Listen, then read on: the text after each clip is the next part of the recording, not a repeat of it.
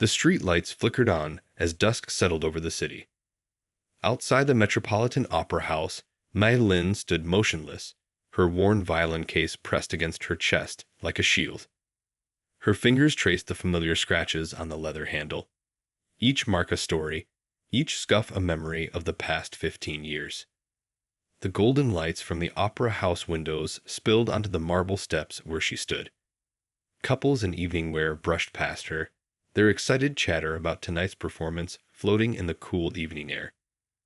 A young boy tugged at his mother's sleeve, pointing at the giant posters announcing tonight's special performance.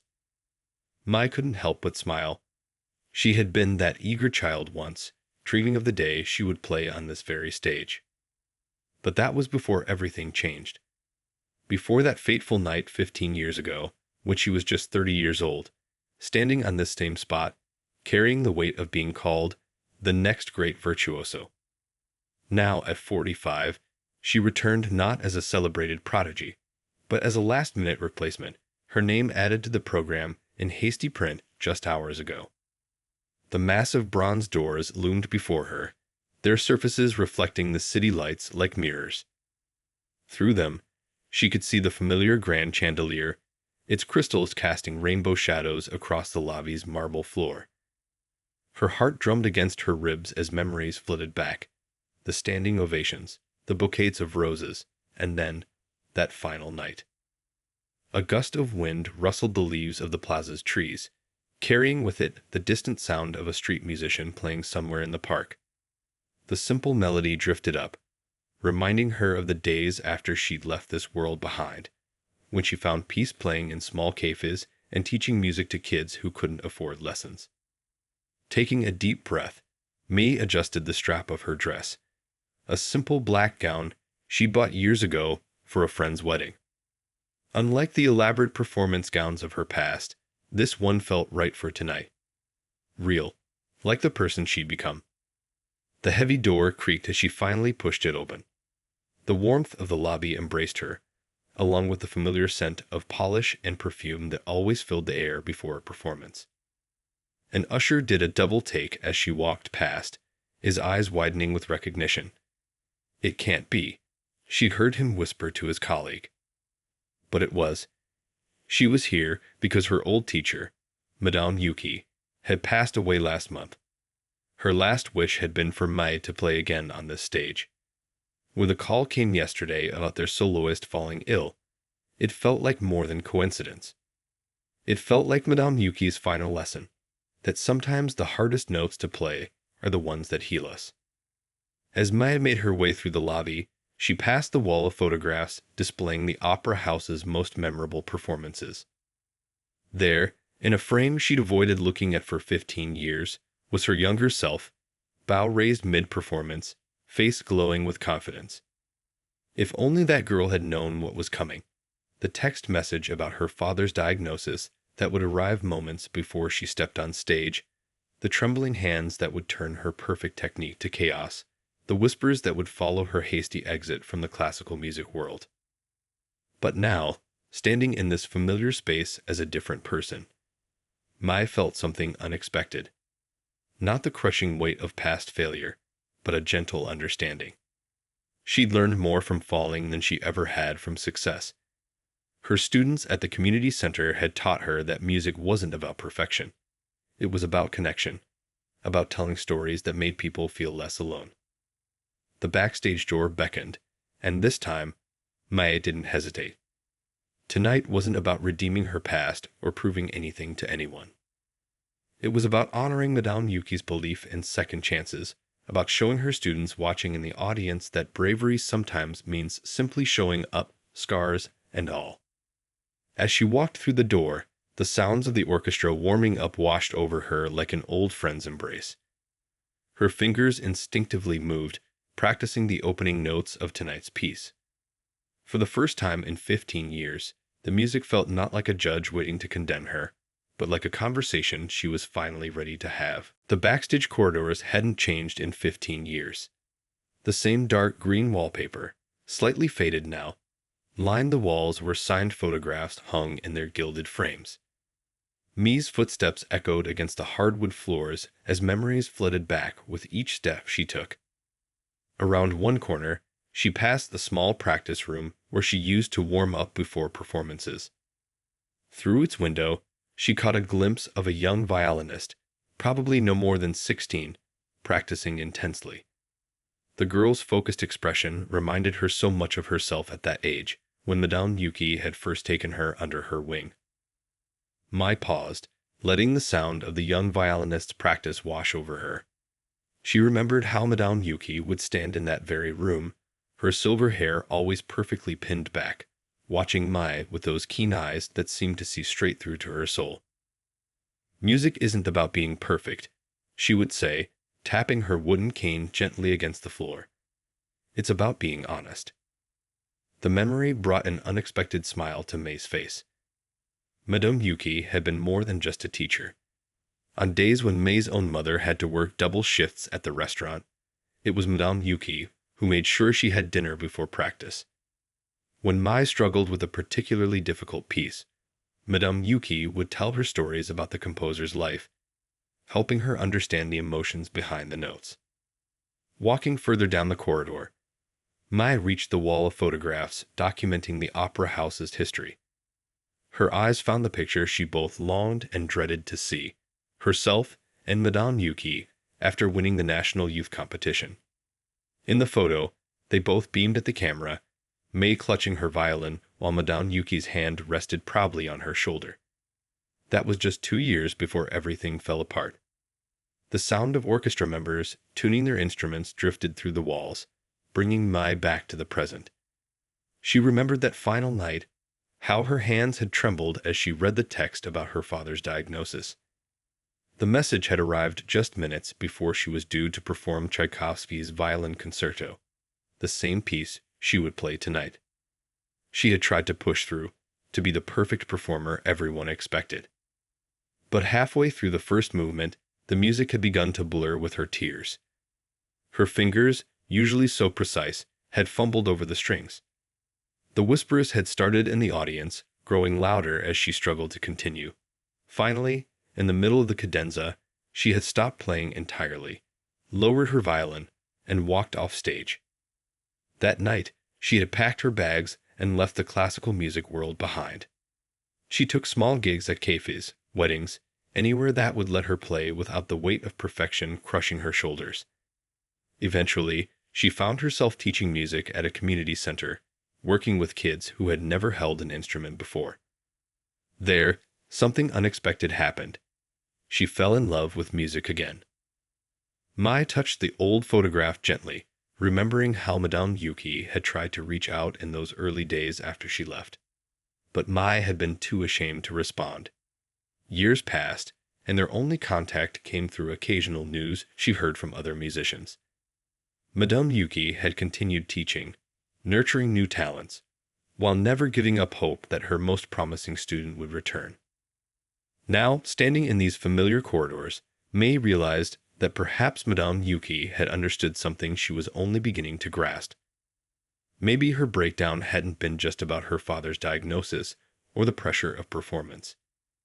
Maybe it had been her heart telling her that she had lost her way, forgotten why she fell in love with music in the first place.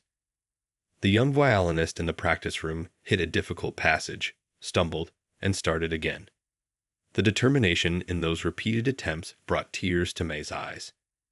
She wanted to go in, to tell the girl what had taken her 15 years to learn.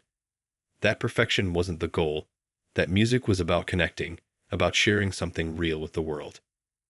Instead, she wiped her eyes and continued down the corridor toward the main stage. Tonight, she would say everything she needed to say through her violin. And somewhere, she knew Madame Yuki would be listening. The green room buzzed with pre-performance energy. Costume designers rushed past with armfuls of fabric, while stage hands checked their headsets and clipboards. Mai stood in the doorway, taking in the controlled chaos she'd once known so well. The familiar scent of rosin and coffee filled the air, mixing with the subtle perfume of fresh flowers arranged in vases around the room. "I almost didn't believe it when they told me you were coming." A warm voice cut through the noise. Mai turned to find Mr. Zhao, the orchestra's conductor, walking toward her. His hair had gone completely silver since she'd last seen him, but his eyes still held the same kindness she remembered from their days together at the conservatory. He had been the one to call her yesterday, his voice urgent but gentle. Their soloist had fallen ill, and they needed someone who already knew Tchaikovsky's violin concerto. "I know you stepped away from performing," he'd said, "but Madame Yuki always believed this piece belonged to you." Now, standing in the green room, Mai felt the weight of those words. "I almost didn't come," she admitted, adjusting her violin case strap. "But then I remembered something Madame Yuki used to say about music being a conversation with the universe." Mr. Zhao smiled, the corners of his eyes crinkling. "She had a way with words, didn't she? Did you know she came to every single performance here, even after you left?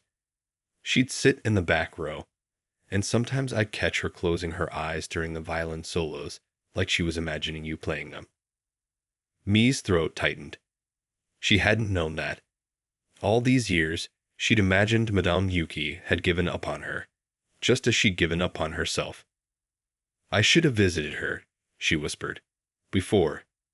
She understood. Mr. Zhao said softly, "More than you know. Come, let me show you something."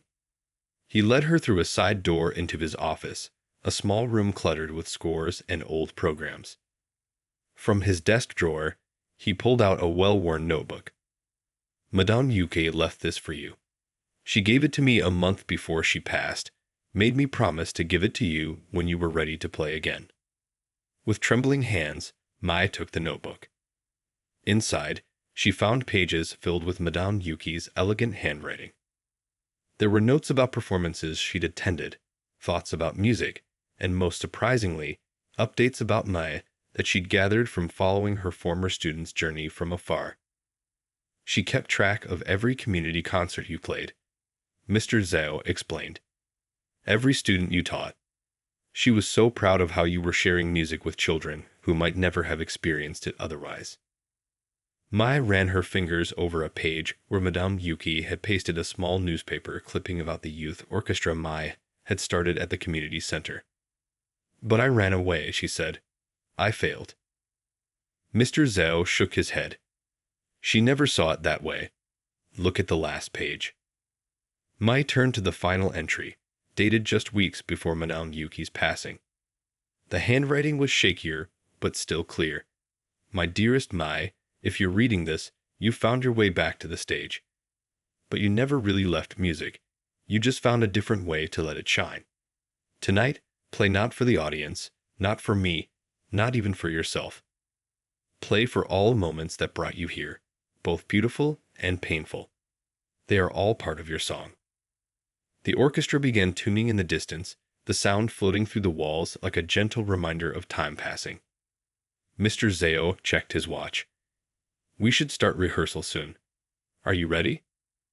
Mi clutched the notebook to her chest, feeling as though Madame Yuki was somehow there with her, offering one last lesson about music and life.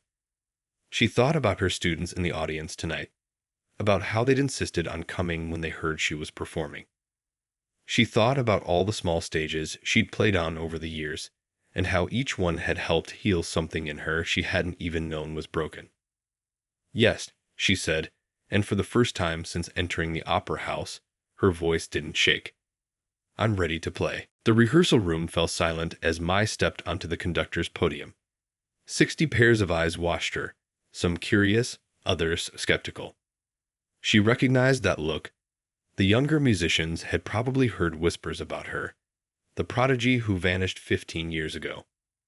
The older members, those who had been there that night, tried to hide their concern behind polite smiles. Her footsteps echoed as she made her way to the soloist's position. The familiar spot felt different now, less like a pedestal and more like a gathering place. She unpacked her violin, the wood gleaming under the bright rehearsal lights. The instrument had aged with her, its varnish showing tiny cracks that somehow made it more beautiful, more real. "Let's start from the beginning," Mr. Zhao suggested gently, tapping his baton on the music stand. The orchestra lifted their instruments, and for a moment, Maya was transported back in time. But this time, instead of feeling the crushing weight of expectations, she felt something else.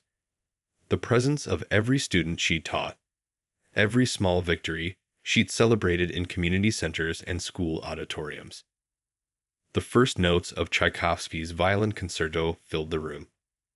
Maya closed her eyes, letting the orchestra's introduction wash over her. Her entrance approached, the same passage that had begun her last performance in this building. Her hands grew damp, but she took a deep breath, remembering Madame Yuki's words from the notebook. Play for all the moments that brought you here. Her violin joined the orchestra, and for a few minutes, everything flowed perfectly.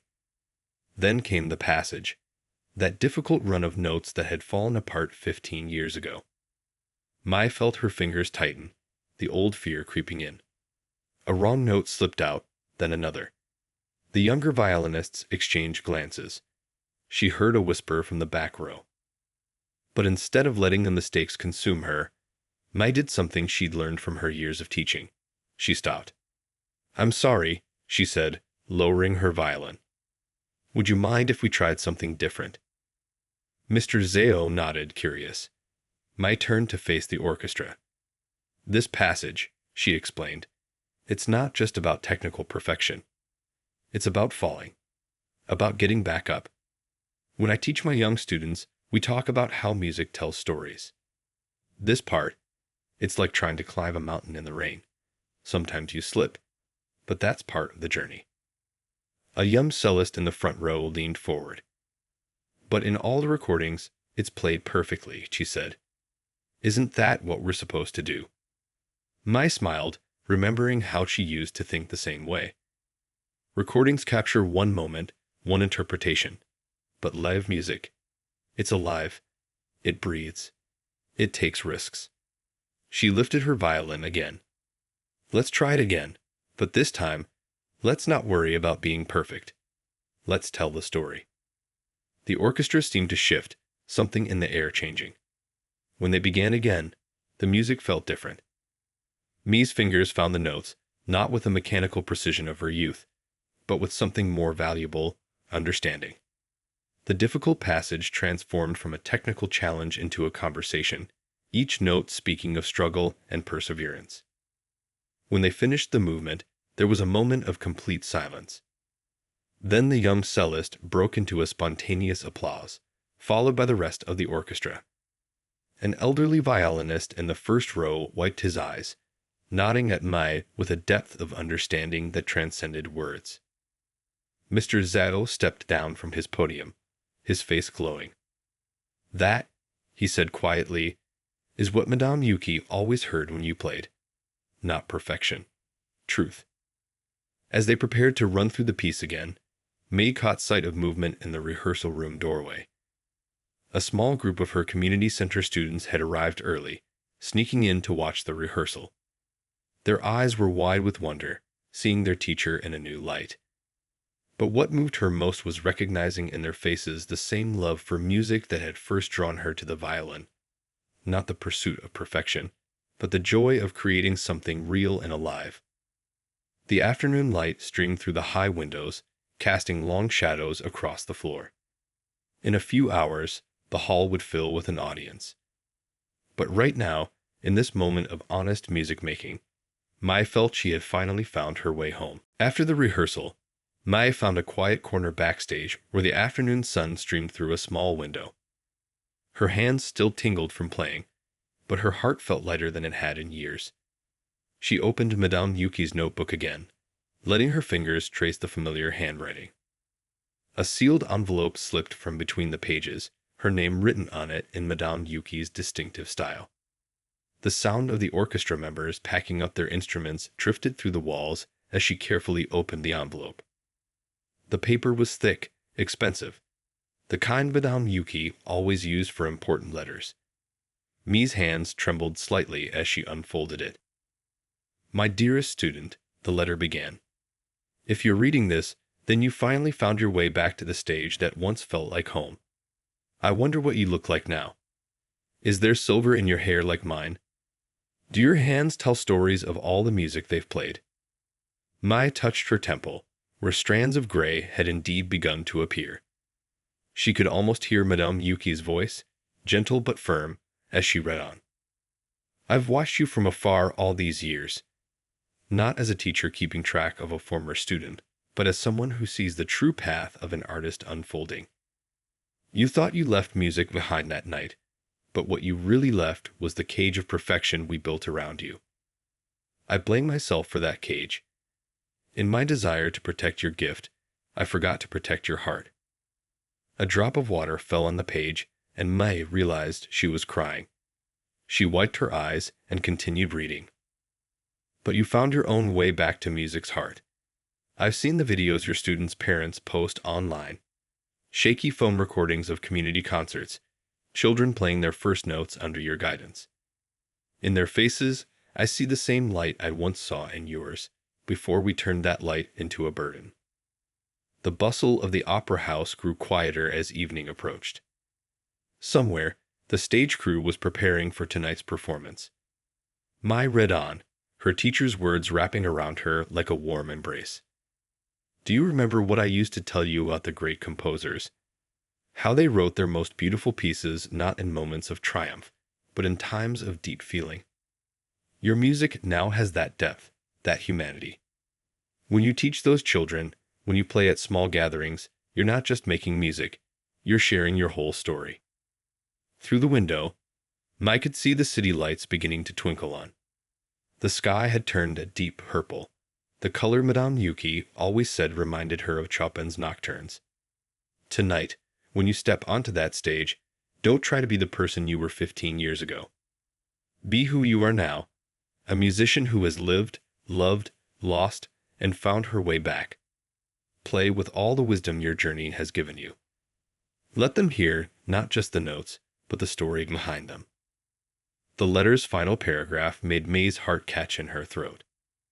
My time is growing short, but my love for music, and for you, my dear student, remains endless.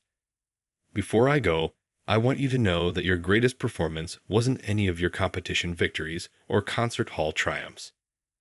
It was the day you taught that little girl in the community center to hold a violin for the first time. I saw the video. The way her face lit up when she played her first note, that was pure magic. That was music in its truest form. You've carried so much guilt about leaving the stage that night. Let it go. That moment wasn't an ending. It was a beginning. Tonight, play not for the critics or the audience or even for me.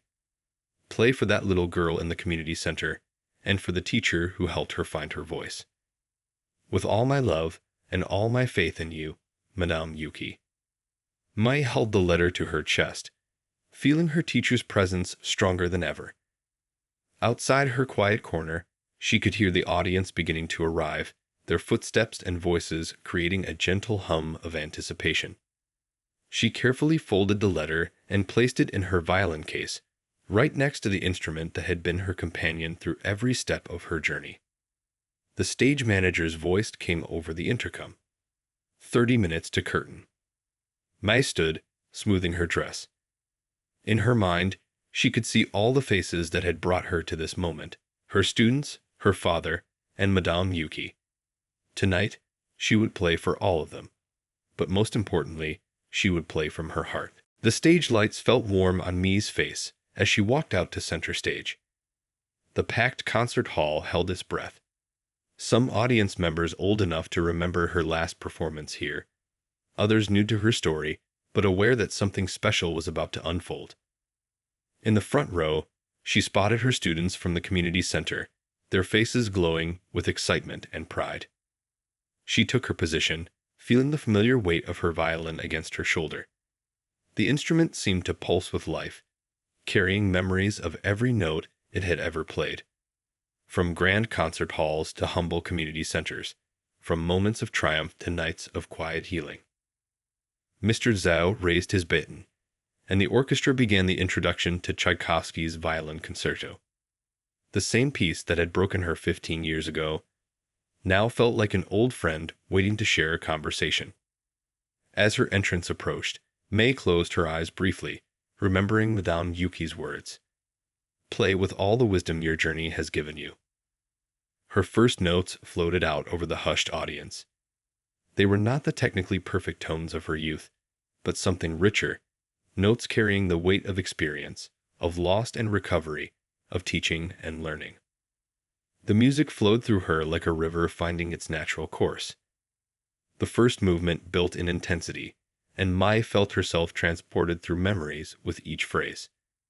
A sweep of strings brought back the moment she first held a violin. A triumphant crescendo recalled her early competition victories. A tender passage reminded her of teaching her first student, a shy girl who now sat in the audience, clutching a bouquet. Then came the passage that had derailed her years ago. The same run of notes that had once been her undoing now approached like a familiar challenge. Her fingers found the strings with certainty born not of endless practice, but of understanding. This time, she didn't fight the emotion in the music. Instead, she let it flow through her, transforming technical difficulties into moments of raw human expression. In the audience, she caught glimpses of faces moved by the music, an elderly man wiping his eyes, a young violinist leaning forward in her seat, a mother holding her child's hand. They weren't listening for perfect technique anymore. They were hearing a story told through music, a story about falling down and getting back up, about finding new ways to love what once brought pain. The second movement emerged like a gentle rainfall after a storm. Mai's violin sang of quiet moments, teaching children their first notes, playing in small cafes, rediscovering joy in simple melodies. She thought of her father, who had recovered from his illness, and now watched his daughter perform again, his face beaming from the third row. As the final movement began, Mai felt something shift in the air. The boundary between performer and audience seemed to dissolve. Her bow danced across the strings with newfound freedom, each note ringing with authenticity. The orchestra responded to her energy, the music swelling and flowing like a living thing. The challenging passages that had once been mountains to conquer became opportunities to soar. Her violin spoke of everything: the pain of that long-ago night, the peace found in teaching, the wisdom of Madame Yuki's guidance, and the joy of finally coming home to herself. In the front row, her youngest student, a 7-year-old with dreams as big as the sky, watched with wide eyes as her teacher showed her what music could really be. Not a display of perfection, but a sharing of the heart's deepest truths. The concerto built toward its finale, and Mai poured everything into those last passages, all her gratitude, all her growth, all her love for music in its purest form. Her final notes soared to the ceiling of the concert hall, carrying with them 15 years of journey, of healing, of finding her way back to this stage not as a prodigy seeking perfection, but as an artist sharing her truth. As the last note faded into silence, Mai lowered her violin. For a moment, the entire hall remained perfectly still, as if the audience too was caught in that space between music and silence, between past and present, between what was lost and what was found. The silence lasted for what felt like an eternity. Then, like a wave breaking on the shore, applause erupted throughout the concert hall. It started in the front rows and swept backward, growing until it filled every corner of the space. People rose to their feet, some wiping tears from their eyes, others calling out, "Bravo!" The sound wrapped around Mai like a warm embrace. In the front row, her young students jumped up and down, their faces shining with joy and pride. The little girl who had been watching so intently throughout the performance held up a hand-drawn sign. Our teacher, our hero. Behind them, older members of the audience who remembered her last performance here nodded with understanding and appreciation, seeing how time and experience had transformed both the musician and her music. As Mai took her first bow, she caught sight of her father in the audience. He stood tall despite his years, tears streaming freely down his face. Next to him was an empty seat with a single white rose, the seat they'd reserved for Madame Yuki. Somehow, Mai felt her presence there too, smiling that knowing smile that always said more than words could express. Mr. Zhao stepped down from his podium and walked over to shake her hand, but instead pulled her into a gentle hug. The orchestra members tapped their bows against their music stands, a musician's highest form of approval.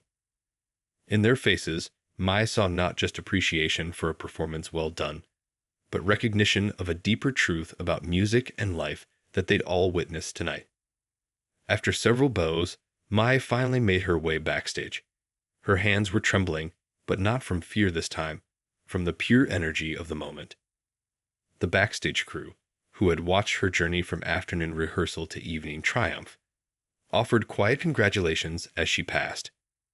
In her dressing room, she found it filled with flowers from well-wishers. But what caught her eye was a small, slightly wilted dandelion placed carefully on her dressing table. She recognized it immediately. It was from the community center's garden, where she taught her students that music, like flowers, could grow anywhere if given love and care. As she packed up her violin, there was a knock at the door. Her youngest student peeked in, eyes wide with wonder. "Teacher," the little girl said softly, "will you still teach us on Monday?" The question made Mai smile, remembering how she had once thought returning to this stage would mean choosing between two worlds. Now she understood. They were the same world, just different parts of the same beautiful song. "Of course I will," Mai answered, kneeling down to the girl's level. "And I have so much more to share with you now." More students gathered at the door, along with parents and other audience members. Someone mentioned a celebration dinner being organized at the small Chinese restaurant where Mai had first started playing casual performances after leaving the classical world. The owner, who had become like family over the years, had kept the kitchen open late especially for tonight. As Mai gathered her things, she found Madame Yuki's letter in her violin case. Reading it again, she understood something new. Redemption wasn't about erasing the past or making up for perceived failures. It was about embracing every part of your journey, letting it all become part of the music you make. Walking out of the opera house into the cool night air, Mai looked up at the stars. The city hummed around her, a symphony of life in all its imperfect beauty. Her students chatted excitedly nearby, some already practicing air violin, mimicking passages they'd heard tonight. Their parents discussed carpooling to next week's lessons. Members of the orchestra waved goodbye as they headed home, carrying the memory of a special performance with them. Mai hugged her violin case close, feeling the warmth of the evening's music still resonating inside.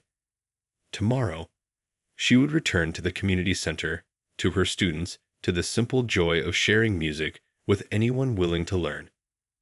But she would go back changed, not because she had reclaimed her place on the grand stage, but because she had finally understood that every stage, every student, every note was part of the same magnificent performance called life.